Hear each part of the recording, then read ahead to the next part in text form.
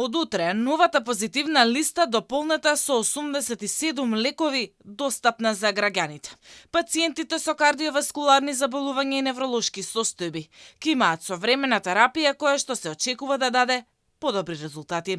Според докторите, ревидирањето на листата на медикаменти е голем чекор во здравството. Со новите лекови ќе им се олесни на пациентите, но и на лекарите. Новите 9 лека е за поздравување, заради тоа што тоа се лекови кои што пациентите ги купуваат, значи двоја средства од сопствениот џеп.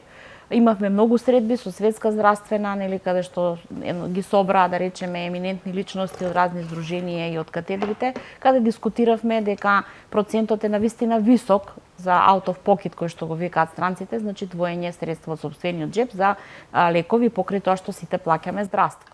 Така да се надевам дека во иднина ќе има и други лекови кои што ќе ги симнеме. Според докторската Фела, во следното ревидирање на листата на лекови треба да се наоѓаат и медикаменти за двојни и тројни терапии, односно да се прошири изборот на лекови за кардиоваскуларни заболувања.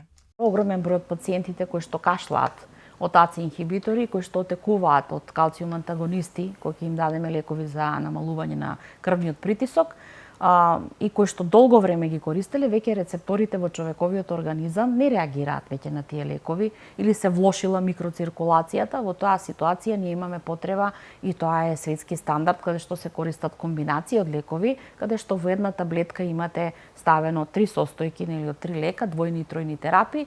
Мислам, постигнуваме одлични резултати со тие лекови. Дополнувањето на позитивната листа, проценките на годишно ниво, се дека околу 1 милион евра влијае врз буџетот на Фондот за здравство за овие лекови. Листата на лекови кои се натовар на Фондот за здравствено осигурување не беше ревидирана 15 години.